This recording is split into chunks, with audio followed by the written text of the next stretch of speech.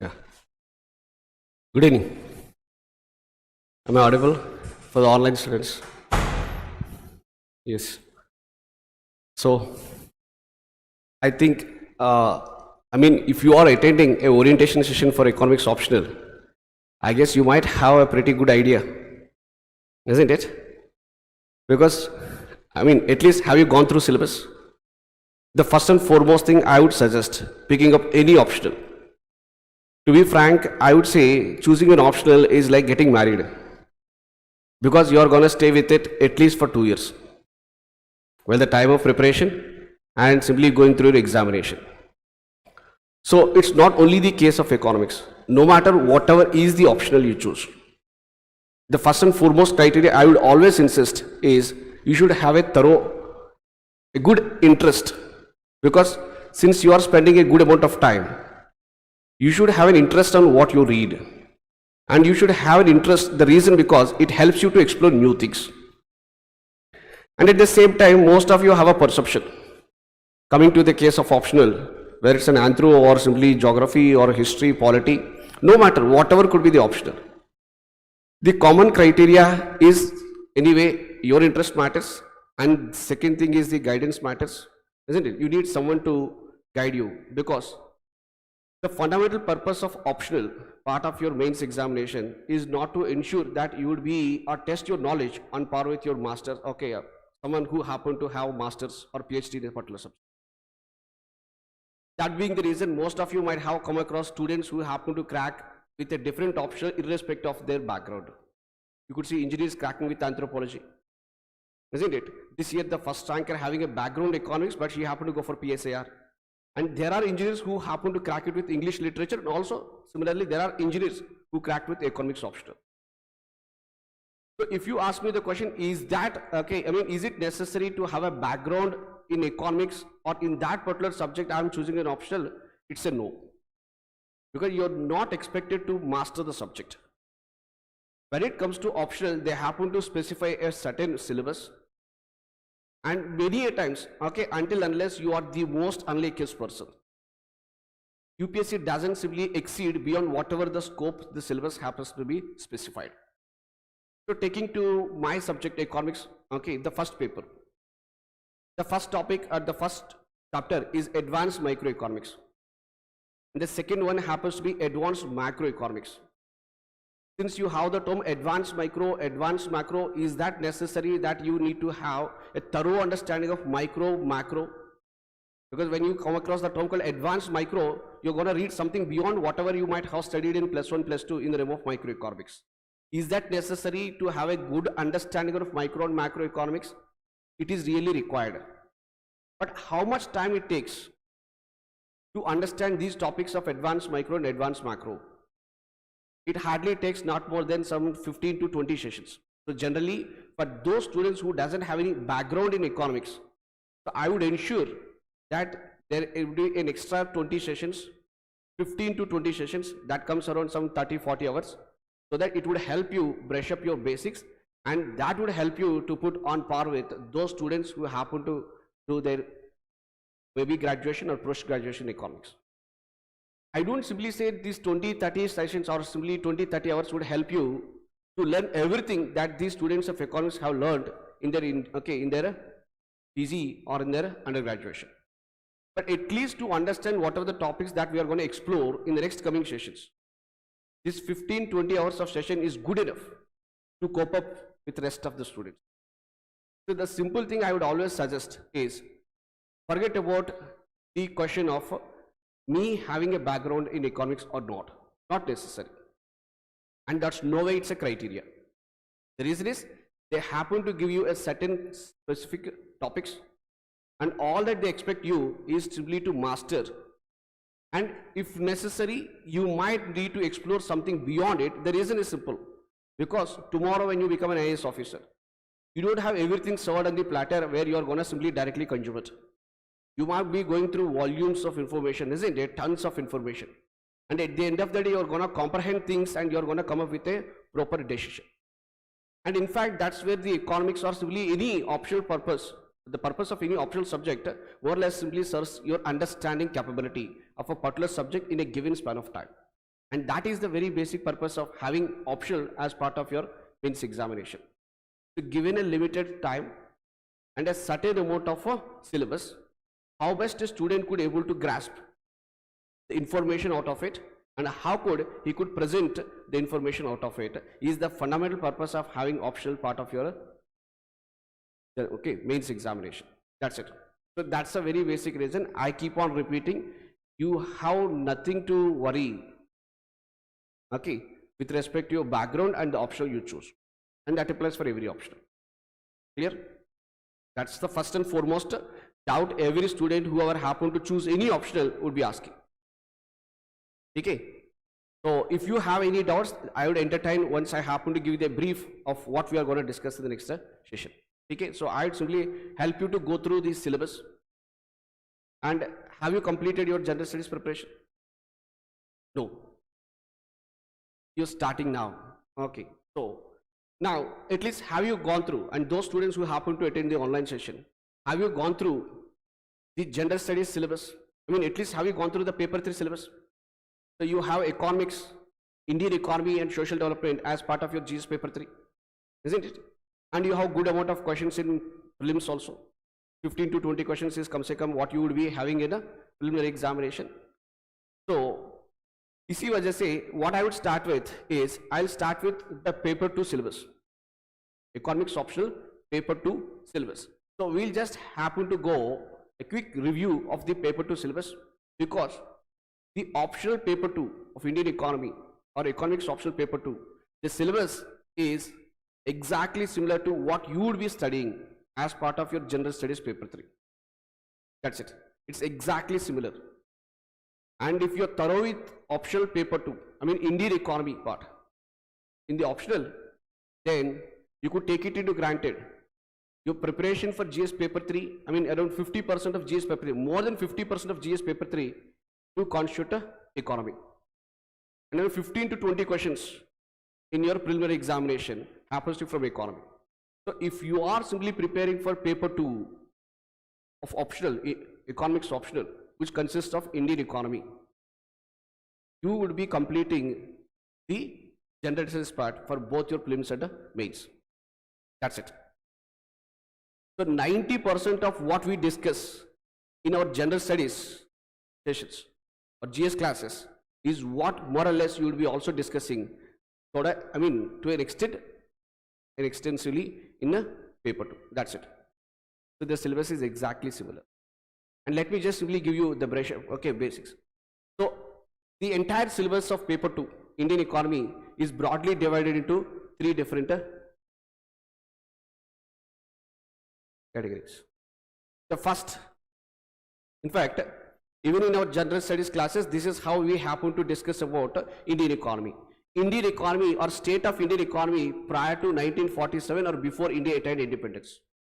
Because maybe in school days, or even those people who have never been to general studies class might have come across at some point of time, somewhere around 14th, 15th century, India, China together used to contribute 50% of global GDP, 40% of global trade, isn't it? India is really a country, such a prosperous country where milk and honey are flowing in the rivers of Ganges.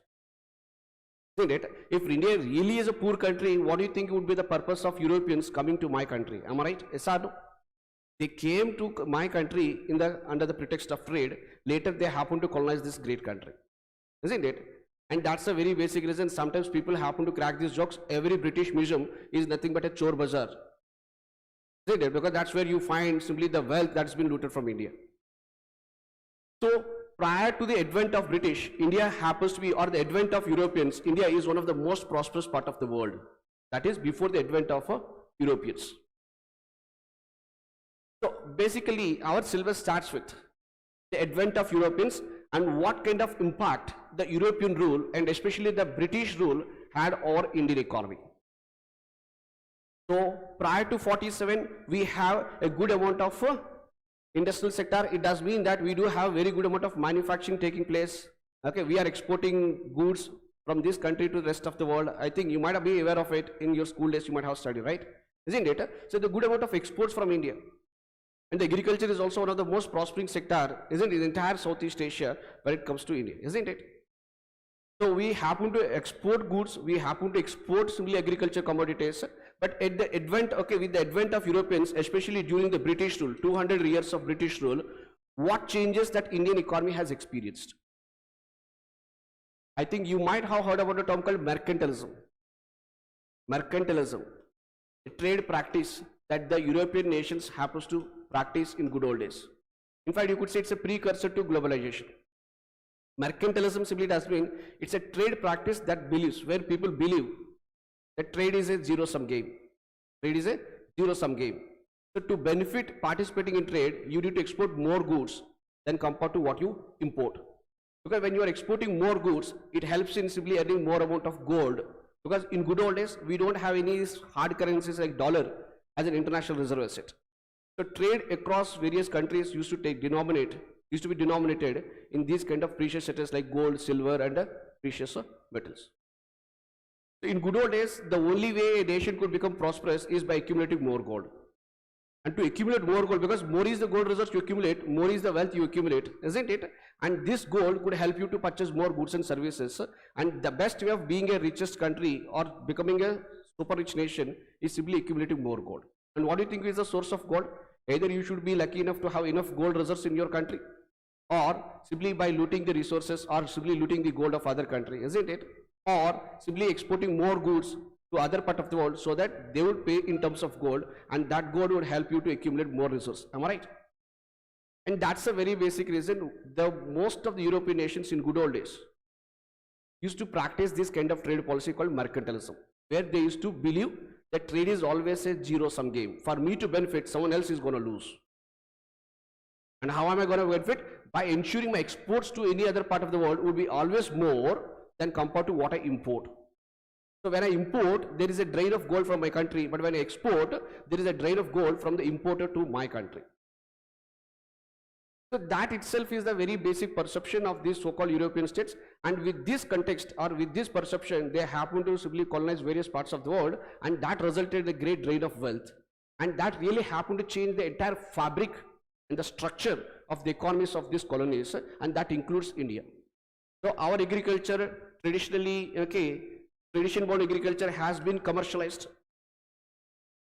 Our handicraft industry, our handicrafts happen to lose to these so-called industrial advanced economies because they happen to dump their finished goods, because they happen to have an industrial development there, isn't it? And we are lacking with respect to industrial progress in good old days, and henceforth their finished goods made on a larger scale used to be dumped in this country like India, and that resulted in our handicrafts, cottage industries, household, get what I'm saying? So these people losing it, and that's the reason large number of people happen to depend upon agriculture sector. And I think you might also heard about the indentured labor from India, isn't it? So if you been to Mauritius, Suriname, a large part of Southeast Asia, you could see large number of Indian labor happen to be forcefully migrated. Most of the reason happens to be is to force this labor to cultivate a sugarcane. So the I think you might have come across this word called indentured labor. The reason why Britishers forced Indian labor to move to the rest of the world and mostly to these tropical nations, because the Indians are relatively good at simply cultivation of sugarcane, and this tropical belt is really good for cultivation of sugarcane, because in temperate belt the source of sugarcane happens to be sugar beet, but sugarcane is more or less a tropical crop, and henceforth they happen to force most of Indians to move out of India. They force Indians to move out of India to force them to cultivate a. So what exactly is the impact that Indian economy, the structural change Indian economy has experienced during their particular tenure, is what we'll be focusing on, in the first part. The land system and its changes. I guess you might have heard about Jamindari system, Mahalwari system, the land revenue system. Am I right? Isn't it? So what exactly is the land revenue system? Who owns the land? Who is the tiller of the land? Isn't it? And who is really taking the large part of the pie that's been cultivated? So starting from the agriculture sector to manufacturing, transportation, and everything. And when it comes to Britishers, the first and foremost thing that comes to your mind is railways. Because no matter whatever could be the intention of the Britishers, but they happen to simply come up with a very great railway length, isn't it? By the time they left this country, India happens to be second largest okay, connected country with respect to railways. So they happen to lay good amount of railway line in this country, no matter whatever is the context. So we are just trying to explore what is the impact of British rule on Indian economy. That would be the first part of your paper 2. Okay. So just let me show you what are the questions in 2022. I'm not simply giving you the extensive list of all questions. I'm just simply trying to help you understand what could be the type of questions you would come across when it comes to this particular syllabus. And this is from 2022. I have just picked up 2 questions. That's it. So the first is outline the factors that caused the decline of handicrafts during British rule in India. So what resulted in decline of the handicrafts? I guess you understand the meaning of the word term handicraft, cottage industry, household industry. Am I right? Yes or no? Isn't it? So handicrafts, what's the impact? Like I just simply said 2 minutes back. The advancement in industrial technology in European nations has resulted in economies of scale. So they started producing these goods and services relatively at cheaper prices. And these so-called cheaper goods started flooding Indian markets. And when you have these cheaper goods flooding Indian markets, obviously these handicrafts or the traditional artisans in this country were not able to compete with these so-called finished goods. And they started losing their livelihood because of heavy competition from these so-called Western countries. And that's the reason I said, if you happen to notice, 1947, by the time we attained independence, around 90% of Indians happens to depend on agriculture. The reason being, those artisans who happen to depend upon something else now started losing livelihood. And what do you think would be the better alternative source when you happen to lose a livelihood is obviously agriculture. So what is the potential impact, of this British rule on handicraft industry? That's the first question. And moreover, when it comes to this particular part of Indian economy, this is highly static, isn't it? Yes or no? Indian economy right now is dynamic. Indian economy post-liberalization is dynamic, isn't it? So every month or every year you have new things coming up. Every month, isn't it? Every year you have a new fiscal policy, new monetary policy. But what happened prior to 1947 is a history. So you don't have any current issues that have been propping up as part of Indian economy prior to 1947. Am I right? So this part of syllabus is static. This part of syllabus is static because this is one of the most common concern of students. Economy is highly dynamic. Yes, obviously economy has to be dynamic. Economy has to be dynamic. If I have not taken this class, the GDP or simply the economic activity of this country would have been different, right? Isn't it? If we people are doing the same thing free of cost, then the activity would have been different, isn't it? So economy always highly dynamic. And not only economy is highly dynamic, in fact, the preparation for UPSC is something that ensures that you should be always able to cope up with whatever the things that are going right now in the economy or right now in the nation, right? Yes or no? Maybe social issues. Do you think you would be asked about simply the child marriages? Do you really think that's the only question that you would be expecting, the child marriage or simply, isn't it, empowerment of women? Those are the same traditional topics that you've been asked in the form of social issues. No, the exam itself is highly dynamic. But when it comes to this part of syllabus, it's static. In fact, I would simply say it is like an economic history of India. So what happened prior to 47 is something is a history. So many a times if you happen to go through previous questions, and I would be sharing the questions from 2022 to 2011, and I have segregated based upon topics. And you could find many a times the questions gets repeated. In fact, in the last 10 years, you would come across 4 to 5 times the same question, more or less with a change in sentence with respect to the impact on handicrafts. That's it. Look, it's a history. You don't have new things coming up, isn't it? That's it. Examine the impact of land tenure system during British India on Indian agriculture. Land tenure. So what do you mean by land tenure? How do you define the term land tenure? Tenure, time period. So then what is the time period with respect to land? How do you simply explain the term land tenure? Just now I happen to use the term called Jamindari system, Mahalwari system, Raitwari system, land revenue collection system, right? So what do you mean by Jamindar? How do you define a term called Jamindar? You might heard about a term called, is it Jamindar? Yes, landlords. And how come they became landlords? Do you really think all that land they used to simply own? I mean, do you think that there's simply the land they own or the land, I mean the rights upon the land they command is something they earned? No, basically they used to be intermediaries. between the tiller of the land, the cultivator, and simply the monarch. You know what I'm saying? So this particular tiller of the land, the farmer who is actually cultivating the land, for how long time is going to cultivate the land? So is that particular time period or tenure, is it been fixed? I think have you come across this term called rent farming or tenancy farming, sharecropping? Have you come across the four terms called, in the modern days, you would be using the term called tenancy farming. So very simply has been paying a certain amount of rent in the form of cash for a cropping season or for a year, isn't it? Sharecropping has been, you happen to share a certain part of your crop produce to the owner of the land, isn't it? So is there any fixed tenure with respect to the land that you cultivate if you happen to be a tenant farmer? Ideally, it makes sense to have a fixed tenure. Only in such case, the tenant farmer would be interested in simply investing some money in protecting or simply ensuring the fertility of the land, right? But many a times you might have seen, you don't have any such kind of fixed tenure, a guarantee for how long time you're going to cultivate the land. Am I right? Is that no? Same thing. Same is the problem in good old days.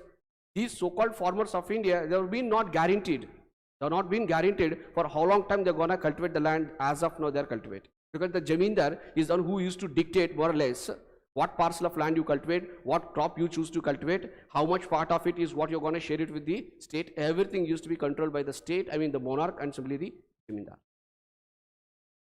So that's the second thing that we do, okay, is part of your 2022.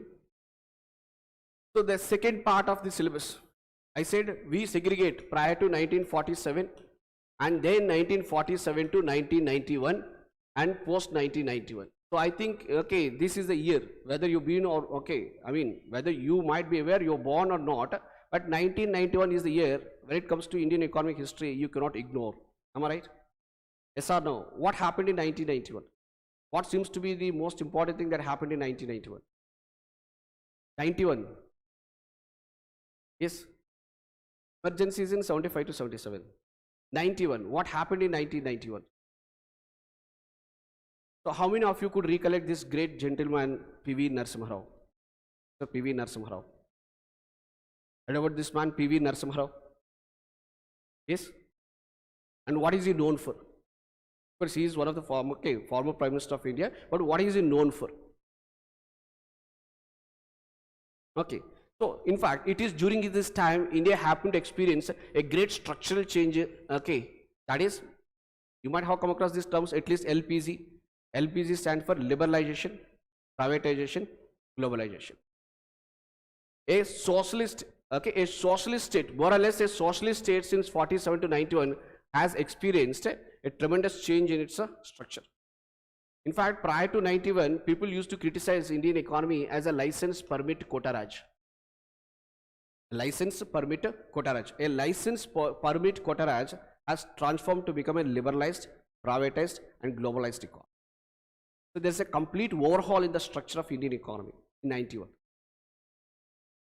So the freedom that the industrialist right now has is not the same kind of freedom that people used to have prior to 91. Har ek cheez ke liye you need to have a license, you need to have a permit, and there is a quota or simply limitation with respect to the volume of goods you produce and the amount of capital you invest in every business.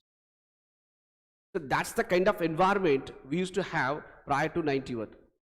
So we are a mixed economy prior to 91, we are a mixed economy post 91, but the dominance of state prior to 91 is much higher. In fact, that's the reason I've been saying that India is a mixed economy with more of socialistic tendencies, and India is now a mixed economy with more of capitalistic tendencies. So markets do dominate as of now Indian economy than compared to government, but that's not the case prior to 91.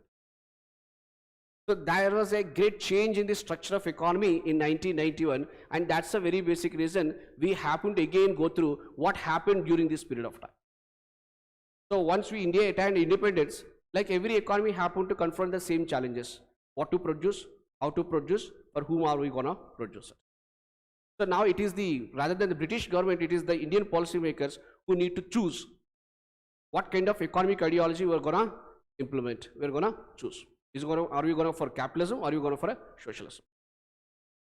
And Nehruji happened to believe in the idea of state dominance, or what I call as a socialism. And what were the changes that have been made? And the other greatest contribution during this period of time of Mr. Nehru is the concept of planning. Concept of planning. I think you might have come across. At least you heard about Niti Ayog? Niti Ayog. Yes? Very good. Okay. So in fact, this is something. So what happened since 47 to 1991? That again constitutes your second, that constitutes second part of your syllabus, paper 2. So we'll just briefly go through what happened between 47 to 91 and what are the contributions of various economists. I think when it comes to Gadgil, you might have come across, those people who have completed general studies might have come across Gadgil-Mukherjee formula. If not, don't worry. This is something it would have been covered as part of your general studies syllabus. That's it. And if you, just simply go back and look at it. In the last 10 years itself, there have been 4 times. Last 10 years, there have been 4 times. A question related to the contribution of this gentleman by name V.K.R.V. Rao to Indian economy.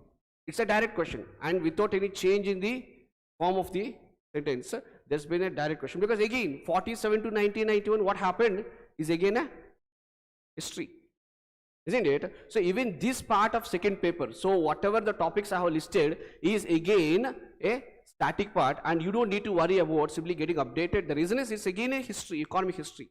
Then you might be asking, then why should I need to go for what happened 47, what happened 47 to 1991? Why not simply, why not the syllabus happens to focus on the current challenges of Indian economy? But the thing is that if you need to come up with any plan for the future, or if you really want to come up with any solution that happens to be a challenge for India, you always need to know what happened in the past. Am I right? So without looking at the diagnosis, you as a doctor simply cannot go for simply treating a medicine, right? You cannot suggest a medicine without understanding what happened, right? What's the food consumed? There's a patient happened to walk into your cabin and it happens to comply in that food poisoning. So until unless you get to know what happens between the one consumed, same thing. What happened in the past? So what are the challenges we experienced? What are the solutions we happen to bring in? To what extent they have been successful? To what extent they happen to be a failure? Isn't it? And why some policies have been successful? Why some policies have not served the purpose that they intend to? Like take the case of poverty eradication. And there is one common joke with respect to the way Indians eradicate poverty, or the plan or the programs we happen to bring in to address the problem of poverty. People generally say the number of poverty eradication schemes or programs that we happen to bring in post-independence is more than the number of poor people in India. Yet, the problem of poverty, inequality, unemployment still remains a great challenge to India. So what's the reason behind it? And what were the initiatives that we happen to bring in during this period of time? And that's what we'll be discussing as part of the Indian economy pre-liberalization. After independence, pre-liberalization, which is again a static part. Clear? And these are some questions again. And you could simply again cross-check, like I said, CN Vakil's contribution. Similarly, you have this V.K.R.V. RAU'S contribution. So you would be asked the same type of questions n number of times, because again what I'm saying is that what happened those days is a past, and you cannot change it, and you don't have any value addition taking place now because it's something before 91. It's a static part of your Indian economy. Okay. So look at some questions. Describe in brief the factors that led to establishment of Reserve Bank of India in the country. So just make a guess. When did RBI happen to come into picture? Post-independence or prior to independence? Just post-independence. When did we happen to come with this Central Bank of India? That's the RBI. Yes. Post-independence or prior to independence? Post-independence. Post 1947. So you might have come across the RBI Act of 1934.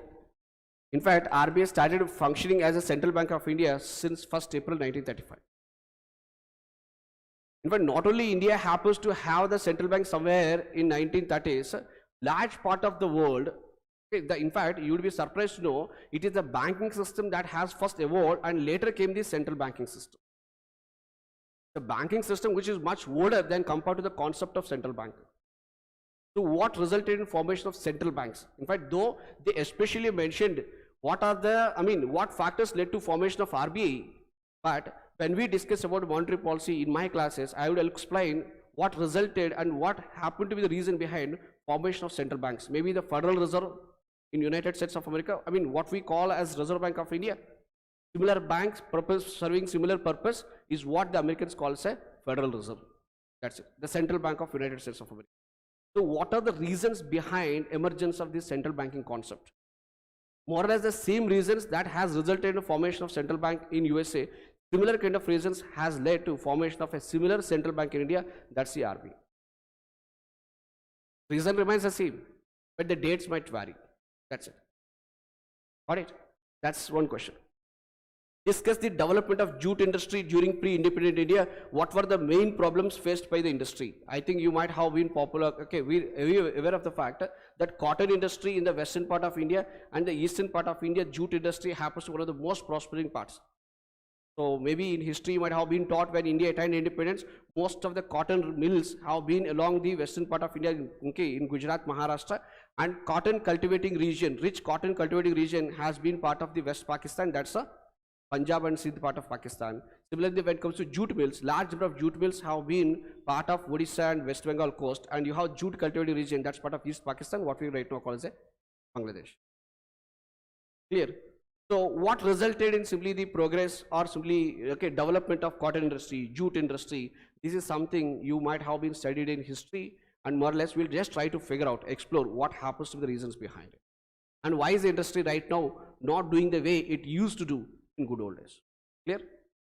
Following. So henceforth, even this part of syllabus is highly static, and the most interesting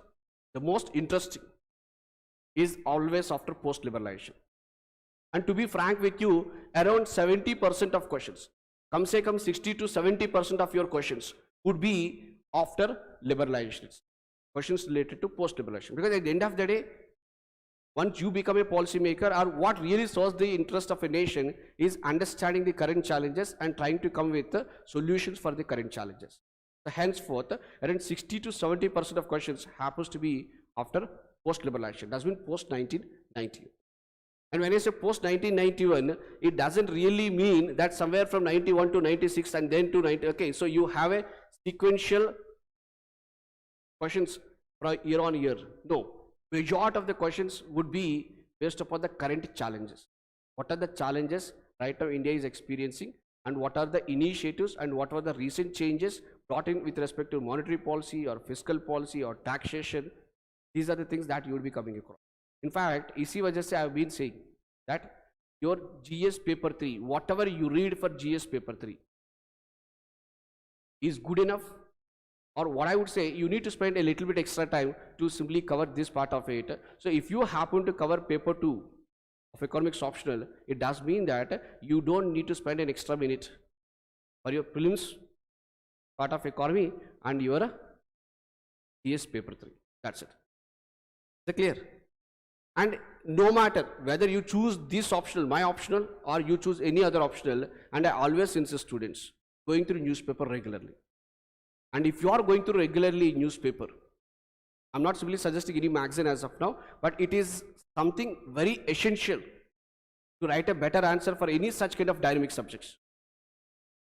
You always need to be following newspaper on a daily basis. And if you are regularly going through business page of any national news daily, it does mean that 80% of your preparation for your general studies and also paper 2 of optional is complete. So that 20-30 minutes you spend per day going through business page of any national news daily, it's up to you. Whatever the news daily you follow, it's up to you. But that 20-30 minutes that you spend on any business page of any national news daily is good enough to cover 80 to 90% of your syllabus. That's it. Because I've been saying that this part of the syllabus insists on mostly the current challenges. That's it. Okay. In fact, I would say this is the most interesting and most challenging. The reason is you always need to be updated with yourself.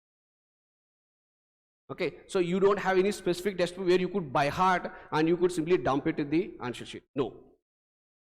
So the type of questions when it comes to the post-liberalization era that you come across this year, next year might not be the same. Because the challenges might change, or maybe the policies might change, or maybe the way the government tries to address the challenges might change, or the government could bring in a new initiatives and extra effort to address these challenges. Is that clear now? So that's a very basic reason you should be thoroughly updated with the current affairs newspaper. That's good enough. And iske alawa, you don't need to put an extra effort. And that completes your part of general studies and also part of your paper 2. Clear? Following? Yes. And now comes the, okay, let's quickly jump into the paper 1. In fact, I would say paper 1 is the most scoring part of your optional. Paper 1 happens to be the most scoring part of the optional compared to paper 2. And I don't mean to say that paper 2 is not at all scoring or difficult, but compared to paper 2, paper 1 is the most scoring. The reason why? Again the same. There are certain specific topics listed, and all that you are expected to do is master these topics. And if you really want to gain some confidence related to it, what I would suggest is just go through previous papers. Though you have not been aware of any of these topics, though you happen to be first time you go through the syllabus, but what I would suggest is that take out the syllabus and keep going through the previous papers of at least paper 1, then you could find that there are lot number of questions and lot many topics that gets repeated on and off. Okay, so once in every 2-3 years you get the similar kind of questions and same questions without any change in the form of sentence. Okay, so you have this similar kind of question, it gets repeated. And the questions are going to be completely direct.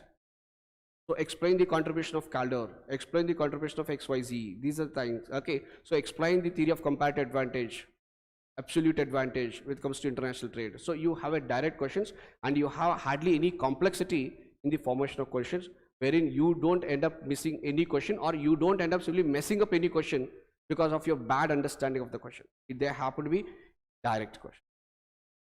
They happen to be direct questions. And rather than simply advanced micro and advanced macro, I started simply explaining with money, banking and finance. The reason is, should I continue or? Continue. On YouTube. Oh, sorry.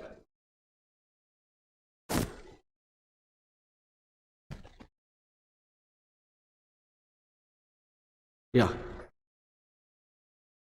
So when it comes to the paper 1, so let me list out the topics. We don't have enough time. Okay, so let me first list out the topics so that it would be better for you to understand.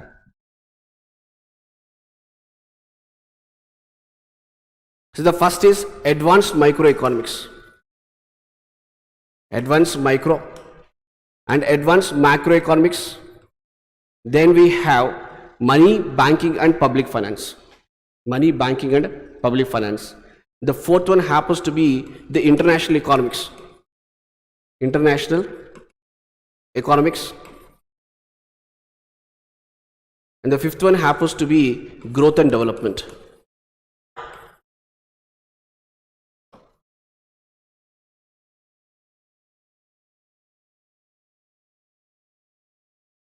And fifth one happens to be growth and development.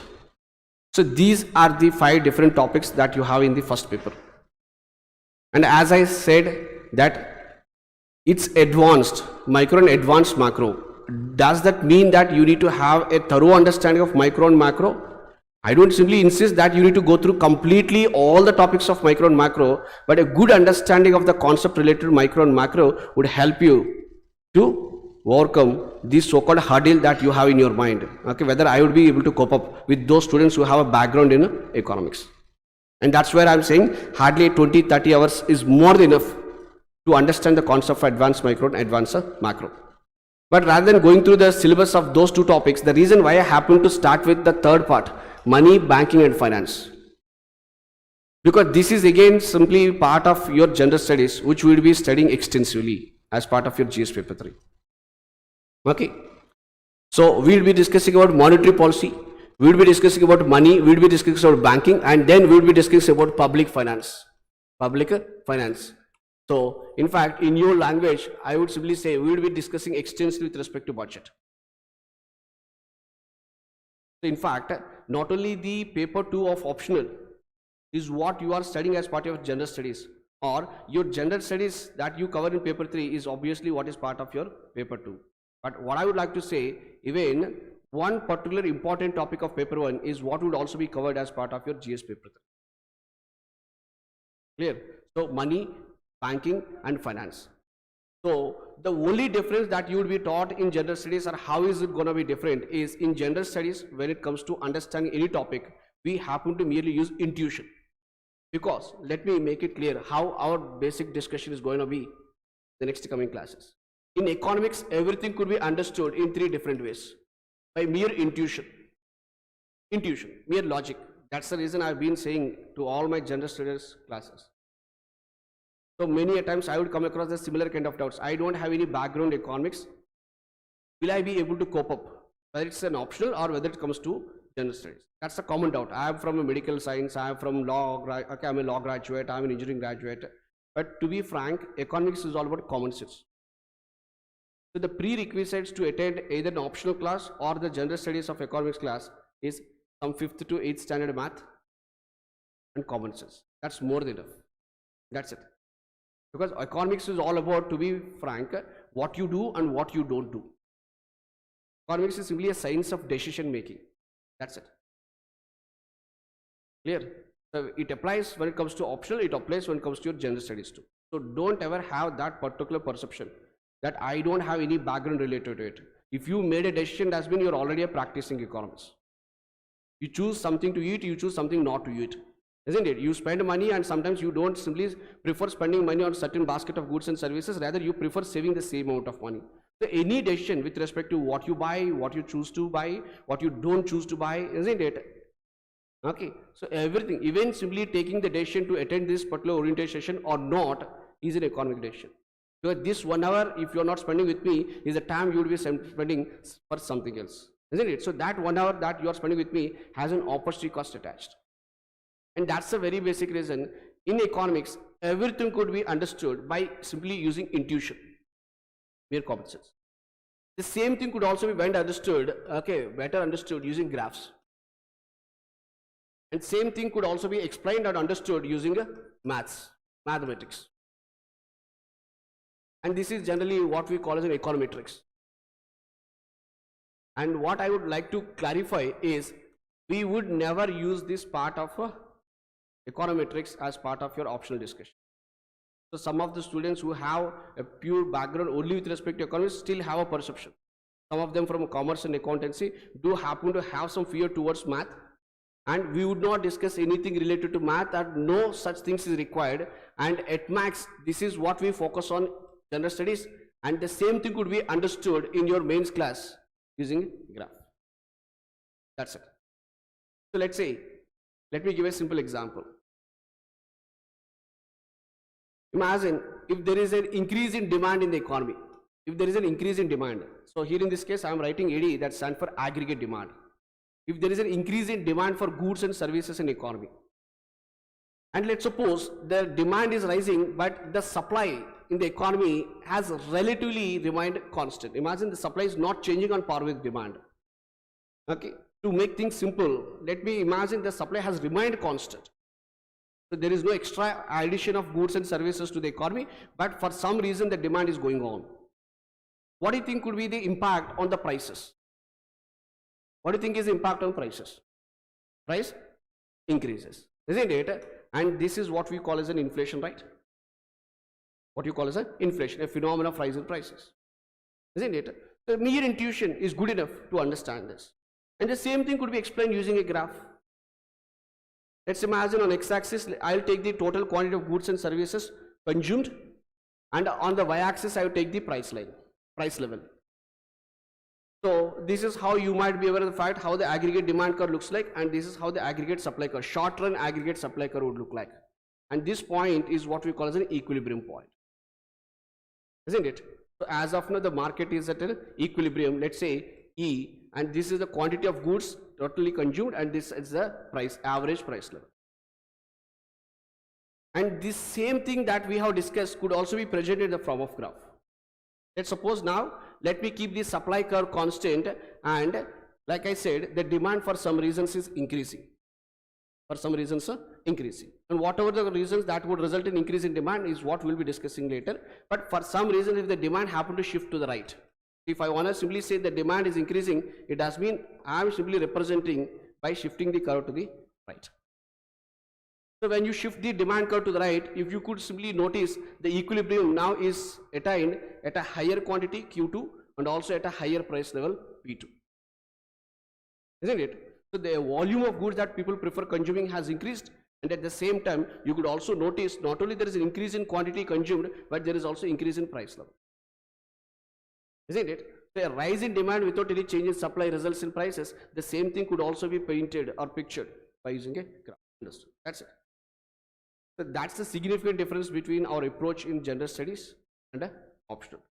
So there's hardly anything new that you would come across in your optional classes. Okay, so whatever the concept that are discussed in general studies is what will be discussed, but the only thing is that our approach of understanding would be relatively difficult. Okay, different. That's it. It's not difficult. It's going to be different. So we use extensively graphs because I think you might be aware of the fact a picture is worth more than 1,000 words. And when it comes to writing a better answer for economics, the best way of simply trying to present your answer is by extensively using graphs. So iske alawa there hardly any complexity that you would be coming across. And now coming to the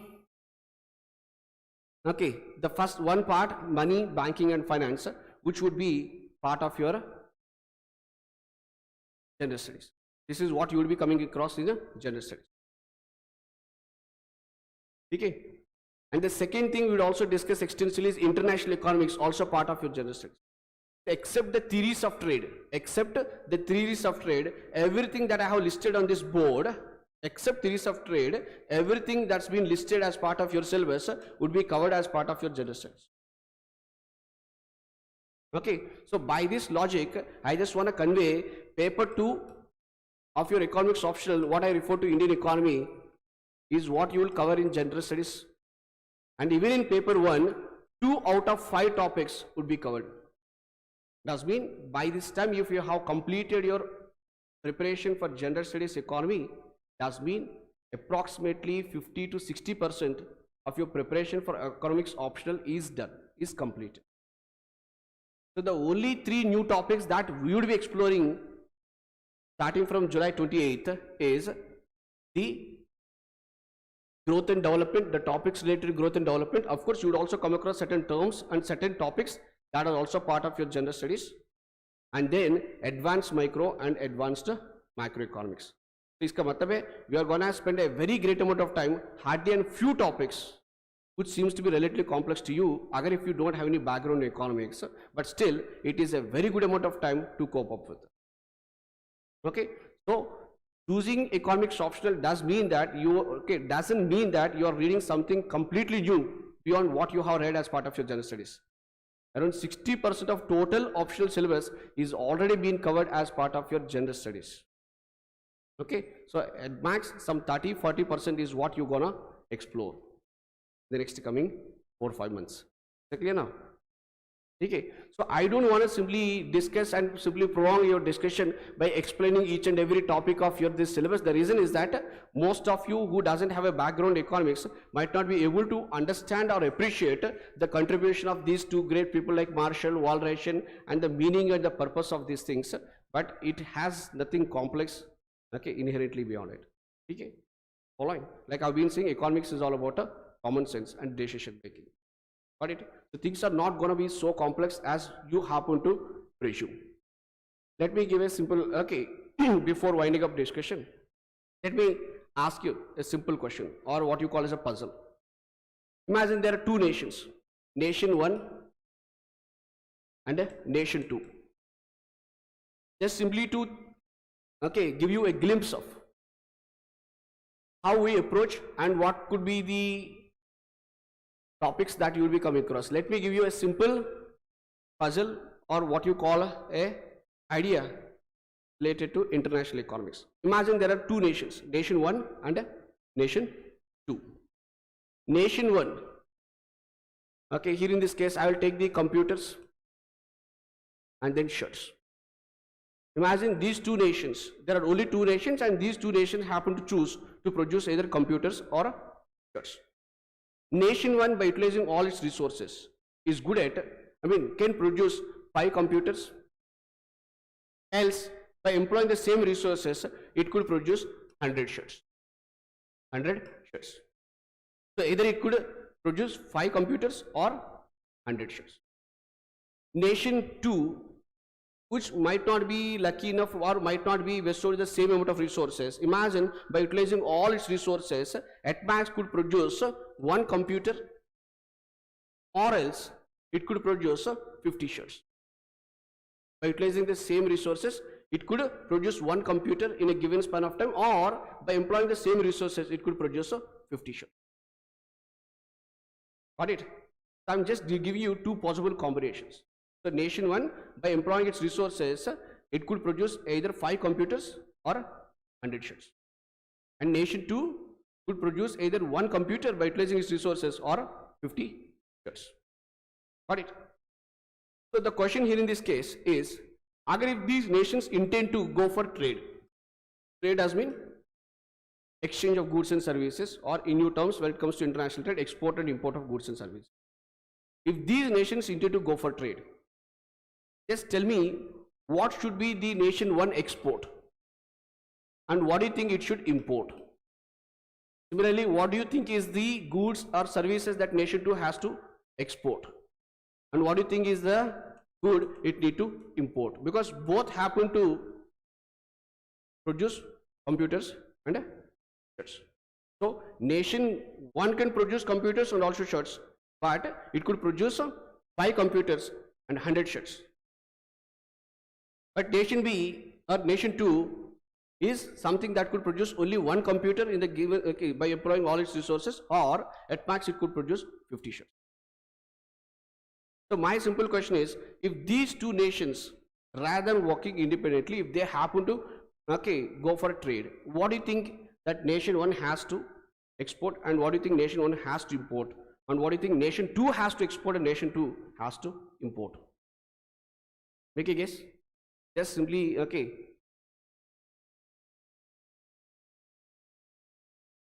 nation 1 should export computers, nation 1 should import shirts. Okay, Preeti, what do you think could be the reason? Why did you say nation 1 should export computers? Yes? And should import shirts. What do you think could be the reason, Preeti? Preeti, am I audible? Yeah, you're right. Okay, so why? What is the logic behind it? Okay, why did you happen to say that nation 1 has to export computers?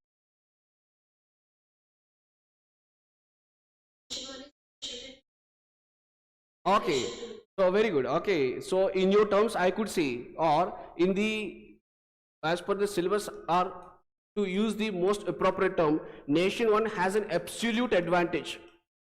An absolute advantage with respect to both the commodities. So compared to nation 2, it is relatively good in producing both the computers and the shirts. Maybe the nation was lucky enough, it has been bestowed with good amount of resources, henceforth the ability of nation 1 to produce both computer and shirts is far better than nation 2, and that's what we happen to call as an absolute advantage in comparison to nation 2.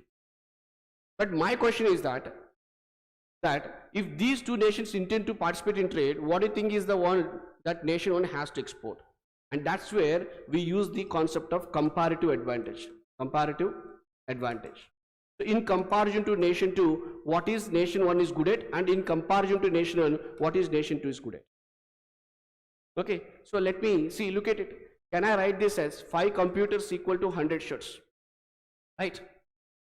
That means 1 computer in nation 1 is equal to 20 shirts. That means every time nation 1 allocates some resources to produce 1 computer, it has to forego 20 shirts. Am I right?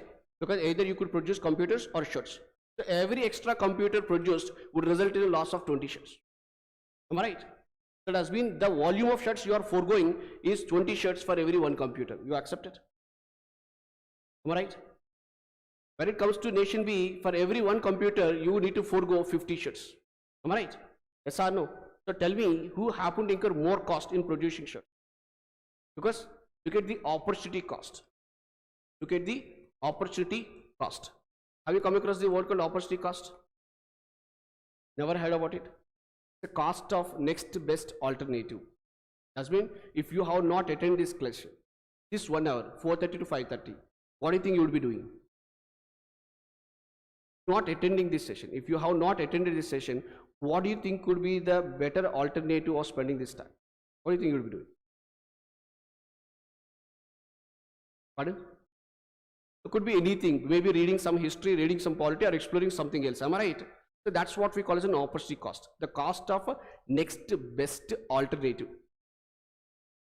So look at it here in this case, that resources I employed in producing computer would result in loss of 20 shirts, but for this nation too, for every extra computer I produce, I forego 50 shirts. Isn't it? So who happen to experience more opportunity cost for every one computer? Or who has less opportunity cost for one computer? Nation 1, isn't it? So nation 1 is foregoing relatively less in terms of shirts than compared to nation 2. Am I right? So for every one computer, nation 2 has to forego 50 shirts, but for nation 1, it has to forego hardly 20 shirts. And henceforth, the opportunity cost in terms of shirts is less for nation 1, and henceforth, nation 1 seems to be relatively efficient or has a comparative advantage than compared to nation 2. Isn't it? It's something like a very simple puzzle is what we have to discuss in the form of international economics as part of different theories of trade. Like I said, absolute advantage, and then we have a comparative advantage, got it, based upon opportunity. Is that clear now? So in fact, this is how the entire discussion would be on both micro and macroeconomics. So there hardly any complexity. Every topic is gonna be like a puzzle, a game, in fact. And that's the reason if you happen to look at my last introductory session or orientation session optional, you could also look at the same thing. We happen to play some games in the classes. The reason because every topic is something going to be a puzzle and a game. That's it.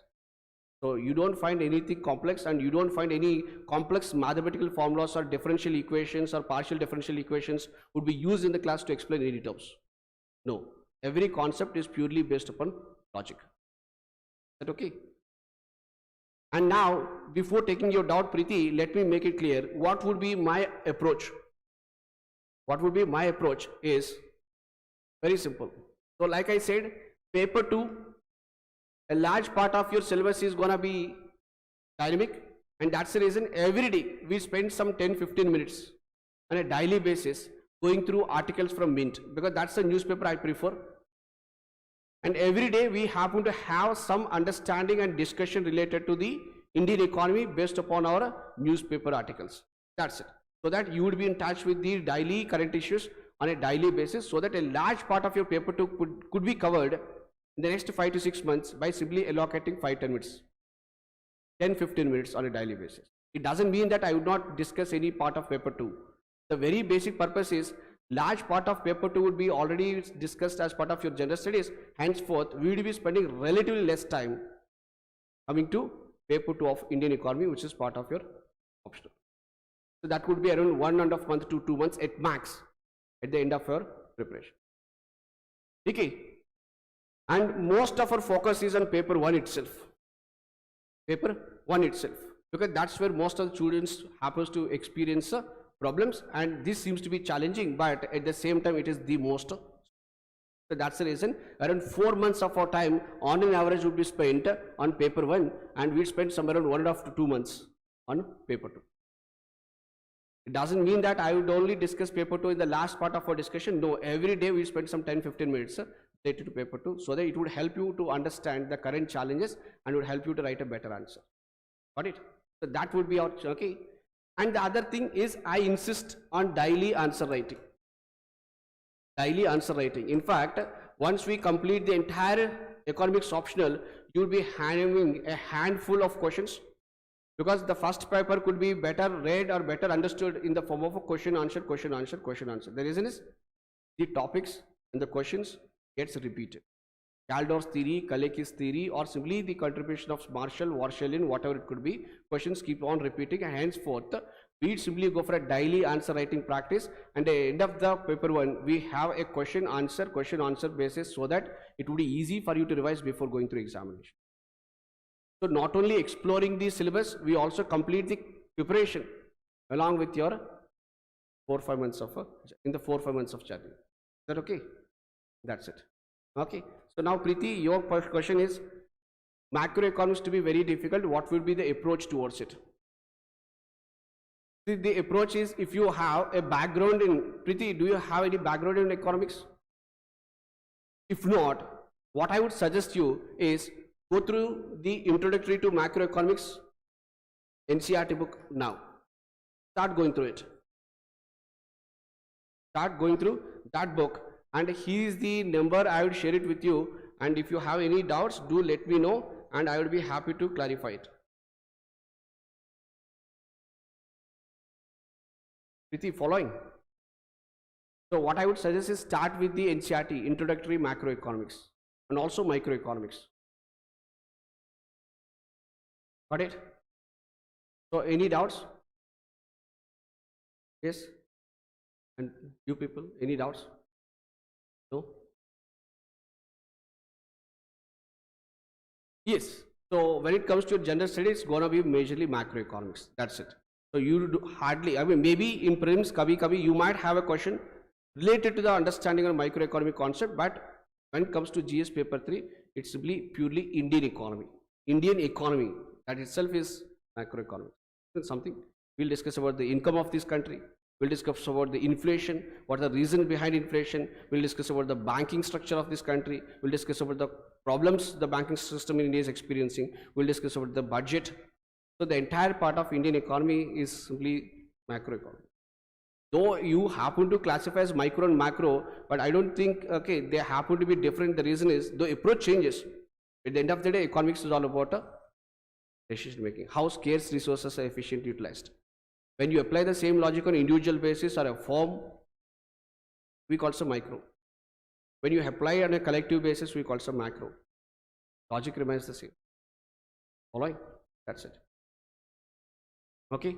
So, and now, my friends in online, do you have any doubts? Gadapati, hereby.